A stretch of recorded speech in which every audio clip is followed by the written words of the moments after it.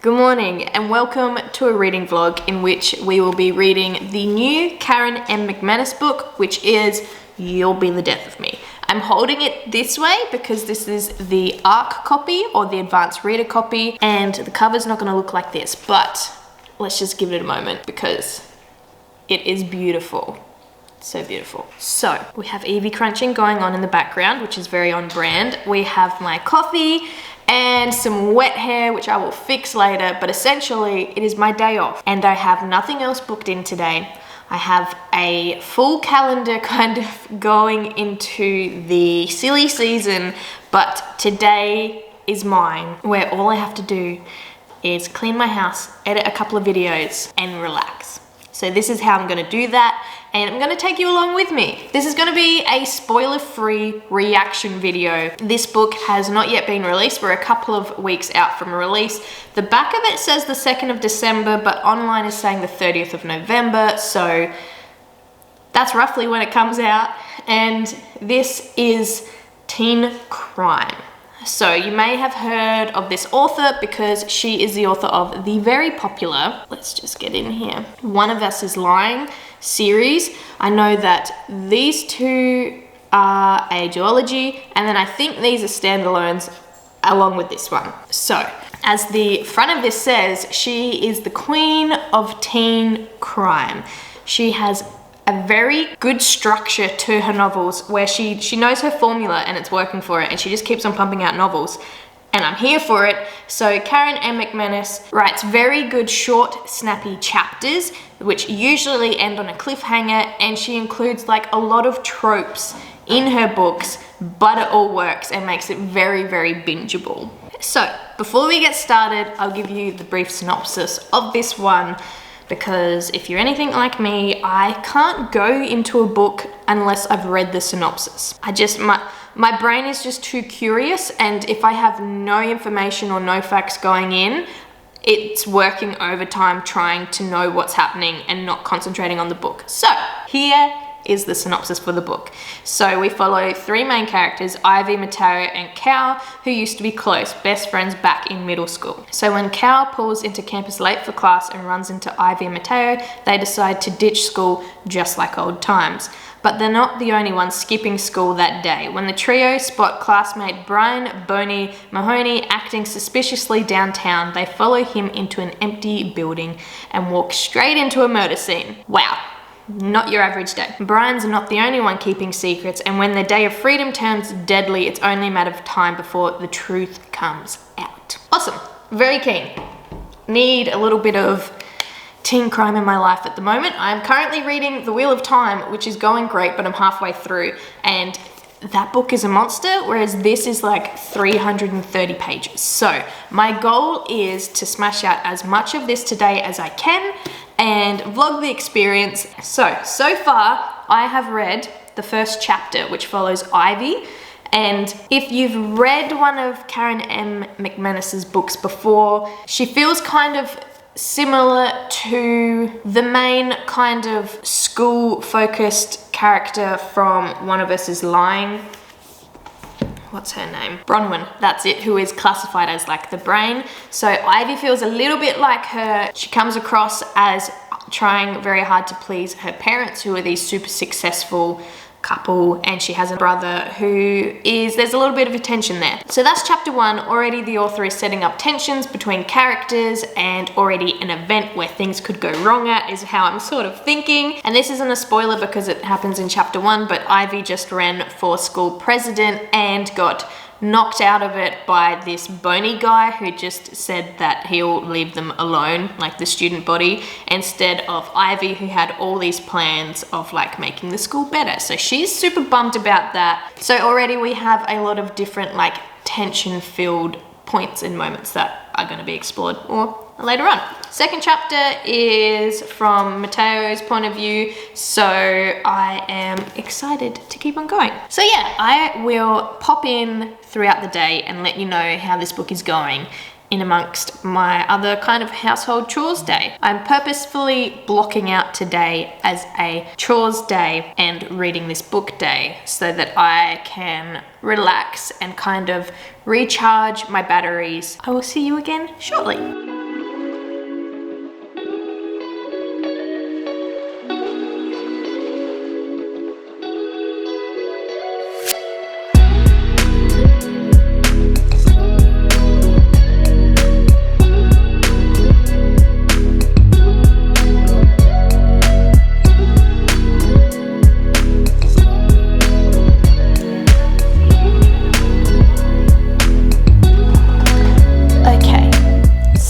just finished editing one of my videos that I wanted to get done today. I am also watching Murphy on BookTube while I do this. I also watched KO as well. And it inspires me to edit and create more if I am watching other YouTubers while I'm doing it, because I don't know if you could tell, but this is a process, and I know like a lot of YouTubers will tell you that a lot of time goes in behind the scenes before you get any payoff, and can confirm hours of editing happens. But anyway, I'm going to take a break now and read some of You'll Be the Death of Me, because I have vacuumed, I have dried my hair, I've edited some, and I'm feeling like I am more on top of my day so far. So I'm feeling successful so far, which is great. And now I'm gonna go and chill and read for a little bit. So I will update you on how it goes. Okay, so I am about 50 pages into this. I just got up to chapter 5, which is a Mateo chapter. We've met all 3 of the gang and had some reflections on how they used to be friends, and then we see them come together again. Also, this is kind of uncomfortable now that I'm not reading, so I'm gonna sit up. Okay, so yes, we have met our 3 main characters. The author is doing that thing, like I mentioned earlier, where she puts her characters into stereotypes but slightly tweaks them. So we have Cal, who is the son of Henry and Wes, so we've already had that conversation about having 2 dads, and I love that inclusion. We also have Ivy, who is that kind of privileged character. She drives an old Audi, she went to Scotland over the summer, that type of thing. She herself is not too bad though, but her parents seem like super polished and workaholics. And then you have Mateo and his single parent mum and his cousin Autumn, who live with them. And already, like, there is a plot line pulling away from that as well. I did also notice that all 3 characters kind of reminisced on each other in their opening chapters, and I think that was to help pull them together again. I know I said this is spoiler free, and it is, because I don't consider the first 50 pages to be spoilers, because we already know from the blurb that they are going to hang out and then see a crime scene together. So I think I'm nearly all caught up to the blurb part. There was also this fun little add-in which had like a script format, which was Carlton High School Media Lab. Oh, Evie's just woken up. Are you okay? Big sneeze. And it was 2 people speculating on why Boney didn't rock up to his celebratory student body speech or whatever they are. My one main thing though, and I know it's very common in the US, is the fact that they all wear casual clothes, like casual dress. They don't have a school uniform, which is not a thing here in Australia. Well, at least I had a school uniform, and that's more common here. I don't know a school even now that doesn't have a set uniform. So when they all decided to skip, my instant thought was, but they're in school uniform, even though the character had just described what another one was wearing, which was casual dress. But it's so funny because it is a shift in school culture that differs a lot from Australian to American schooling. It always kind of spins my brain out a bit when I'm reading American set teen novels and they don't have a school uniform. Okay, so I'm gonna put the camera down, I'm gonna keep on reading. I've decided every 50 pages I think I'm gonna update you. It's also later on in the day now. I did just make an iced coffee though, because I plan on staying up for a little bit tonight to enjoy this. But before, when I said that I was going to start reading, when you saw me editing, I actually went and filmed a Wheel of Time reaction video for the first 3 episodes, and also a fill-in of where I'm currently up to in the books. So, didn't start reading until later on, but now that I'm here, I'm enjoying it. So if that video sounds interesting to you at all, that should be up by now. I will leave that up above and down below for you. Okay, camera is getting put down, iced coffee is getting drunk, book is getting read. See you in 50 pages time. Okay, those were a wild 50 pages. I'm now up to chapter 10, and that is page 102.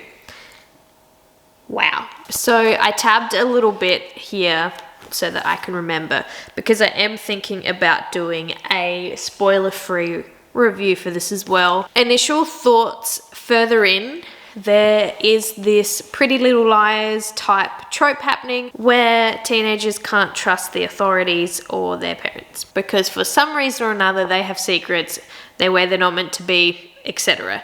And that's happening here. That happens in the other books that Karen M. McManus writes as well. It's always a key trope that you cannot go to the authorities, so it does remind me of Pretty Little Liars and Gossip Girl and things like that, which I'm not mad about because it makes it very bingeable, and it also makes it more thrilling as well because they can't seek help from outside sources and they've got to deal with it themselves. Another thing that's mentioned is an inappropriate relationship between a student and a teacher.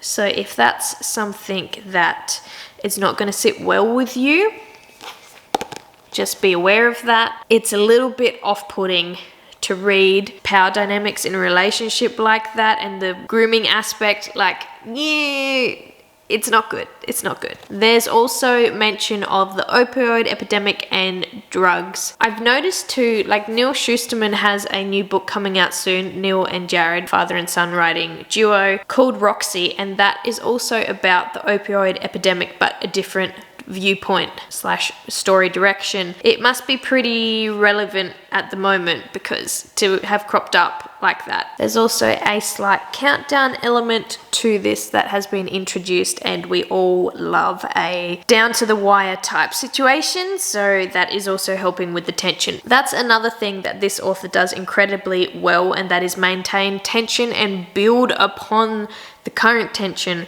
throughout the novel. I've also just realized, having rechecked the back covers of the author's other work, I think I've actually listened to Two Can Keep a Secret, which is one of her standalones. I think I've read that, but I just don't remember the details, except for a really fuzzy scene just came to mind. And now I'm thinking that I have read another book by her. So I've actually read One of Us is Lying, One of Us is Next, and Two Can Keep a Secret. So whoops, but also does that kind of speak to the bingefulness, but also the slight forgetfulness of some of the tropes and storylines in this? Potentially. That's just an observation.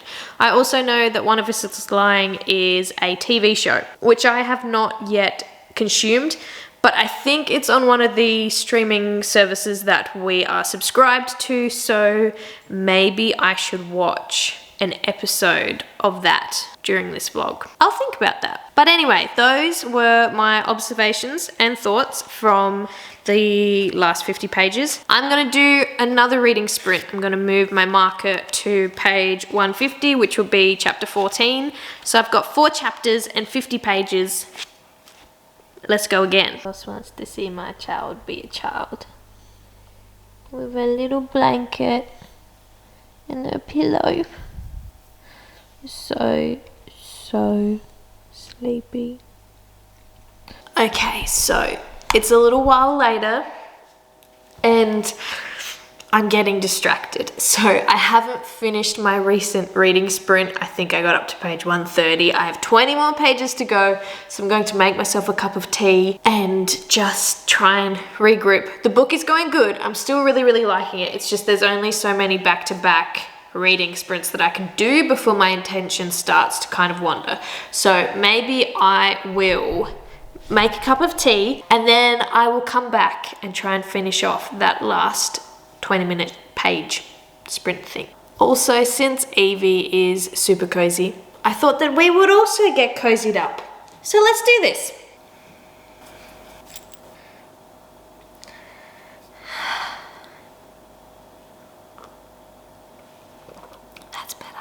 I'm going to go back to my nesting spot and we're going to sit down next to the very cozy Evie, drink my hot chocolate and watch the first episode of One of Us is Lying. I love this plan.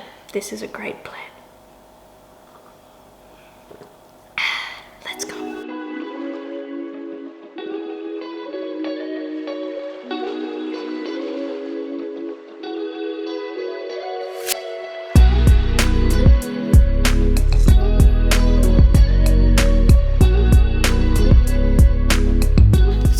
I just finished the first episode and it was pretty good, actually. It was very teen thriller vibes, which is on brand with the book, and also, again, would be something that would be very easy to consume, even though there is a death in the first episode. I will say that the whole friends in the past and then amount of distance and then coming back together may be something that Karen M. McManus likes to revisit in her books, because I forgot that was a thing in One of Us is Lying with some of the characters, and it's something that's happened in this one too. But I'm not mad about it because, like I said, her writing style, really easy to consume. So I'm going to finish off those 20 pages that I said I would, and then I might call it a night or start editing. That iced coffee is really starting to kick in, and now it's like later on in the evening, so I should not have had that when I had it, but now it's working. Cool. Good morning. It's a very gloomy next day, and I also have a very sooky Evie here as well because it's raining, so she just wants like all the cuddles. But I did finish those pages that I was meant to last night to finish off my sprint. So now I'm up to chapter 14, page 150 exactly. I've moved my little marker to the next 50 pages here, although I don't think I'm going to get much time to read this today because of social commitments, which is fine. I'm pretty proud of how far I got through this yesterday. Like, that is half the book done in a day, which shows you the readability of this for sure. We've also reached the element where our key main characters are hiding things from each other, which creates another layer of tension, and also the big event at the end of the night is mentioned again, which kind of makes me feel, or reminds me of, Vampire Diary episodes, which I have watched like 2 or 3 times over, the whole thing.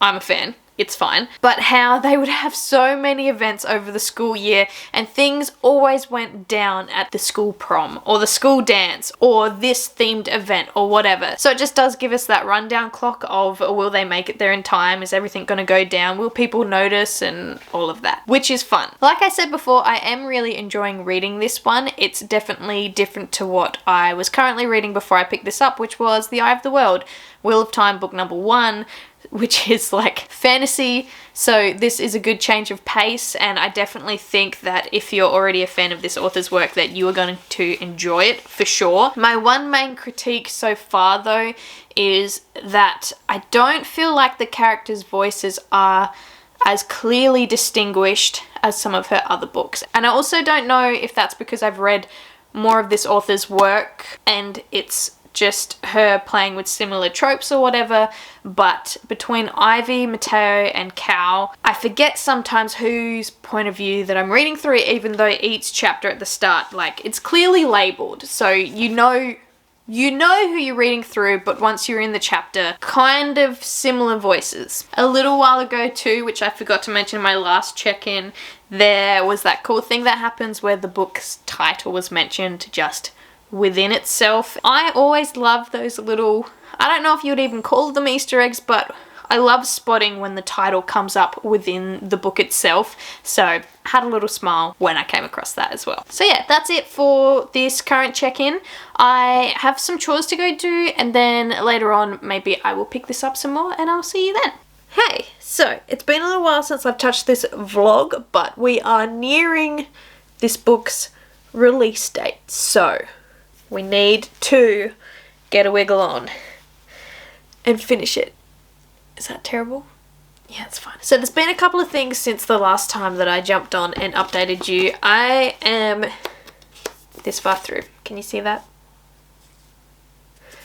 I only have a little bit left to go. So I'm on page 290. I've got about 35 pages to go. My camera's going flat. Hang on.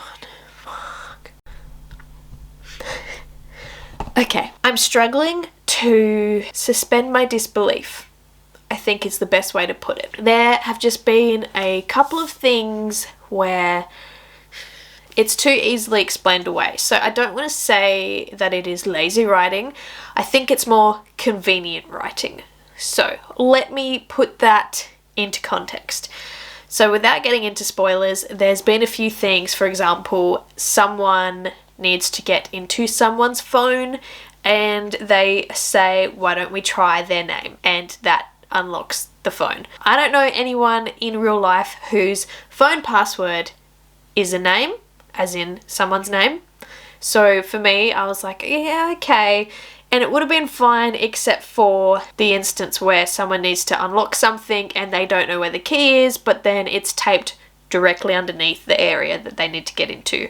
Or another instance where they need to get into someone's house and then they remember someone saying, you know, my back door is shocking and I haven't got that fixed yet. And then they think, well, wonder if they still haven't got that fixed yet, and they haven't. So it's just, there's been some times like that where it's very convenient, and I don't know if this is the case or not, but it's kind of coming across like it feels like the author has only been given this amount of pages and they can't spend time having their characters not be able to conveniently access certain things like that. So it's very convenient. I don't know, I don't have another word to use. It's that is what it is. So to keep this book short, I think that has been the choice. Maybe I'm also used to regular crime novels now where the authors that I've read recently, and this is adult crime I'm talking about, not teen, so I know that it's different structurally, but I think I'm used to characters that get given little tidbits of information that they store away and then their brain processes it, and like this amount of pages later or whatever, it comes back up and it's more kind of natural and works into the narrative, whereas this is just like, hey, there's a locked door, it's magically unlocked. Another thing that I did kind of note too was, I think we were on page 184, and that is the first time that one of the characters stops and says, hey, maybe we should involve the authorities, maybe we need help. And of course the other characters in the situation go, no, and shut them down. But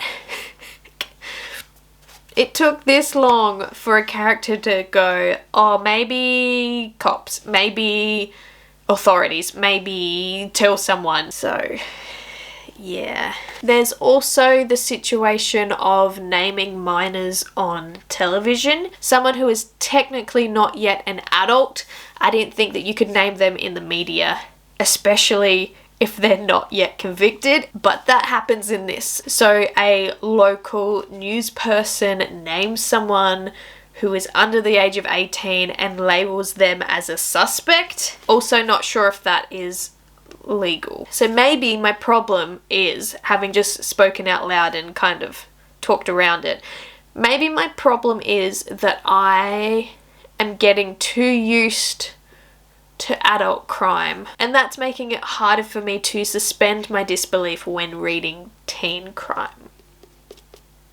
Maybe I'm onto something there. Other than that, it's still been a really quick read. Like I said, I've only got about 30 pages left of this. This book is definitely going to sell, and I know that, and I don't want this vlog to come across heaps negative because I am enjoying this, just not to the extent that I had hoped. At the moment, just have something to compare back to when I do finish this, I would give this about a 3-star out of 5 stars, and the main reason is that whole suspending disbelief thing is getting hard to do. But I have just had a lot of stuff go down in this, so I'm keen to keep on going and to finish this one off, and to hopefully check in a bit with my wrap-up thoughts, because to be honest, that's not going to take me much longer. I hope this all made sense. It's later on in the evening.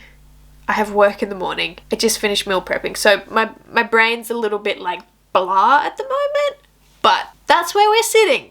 That's where we're sitting at. Okay. Hello. So, I finished it. It's done. I finished those last 40 odd pages last night. I might have told you 30, but it was about 40. And I'm happy to be done. Overall, I'm going to give this one a 3 out of 5 stars, which is still a pretty solid rating. It just wasn't my favorite. I don't want to be super negative on this book because I still really did enjoy it, and it was overall binge worthy, which I probably said a lot in this vlog already, but I did struggle towards the end there with suspending my disbelief, which I think was one of my major issues with reading this book. I do also want to acknowledge again that this is the ARC copy, so the advanced reader copy. There could definitely be a lot changed from this version to the final copy. There could be not much changed, but overall, that has been my experience with reading the latest Karen M. McManus. Don't get me wrong, I am still glad that I've read this so that I know now what is in it. I know that I can pitch this safely to people now at work. I want to close off this vlog with who my favourite person was to read from. And I think that's going to be Mateo. I really enjoyed his chapters because I feel like his point of view was more relatable. Maybe because he was more kind of grounded. I found Ivy not annoying, but just a little bit irritating with her rivalry to be the best. Cal was good to read from too, but again, one of his main storyline points just I wasn't feeling. I did really enjoy the YouTube script sections in this as well because it kind of zhuzhed up the pace a little bit here and there. So that's going to be it for this vlog. I hope that you did enjoy it. Let me know in the comments down below if you'll be picking this one up, or alternatively recommend me a teen crime book that you think I will love. As always, don't forget to like this video and subscribe if you like what you see, and I hope you're doing okay out there. It's been very rainy here recently, like it's just been raining non-stop. So wherever you are, I hope you find some sunshine, and I will see you in my next one. Bye!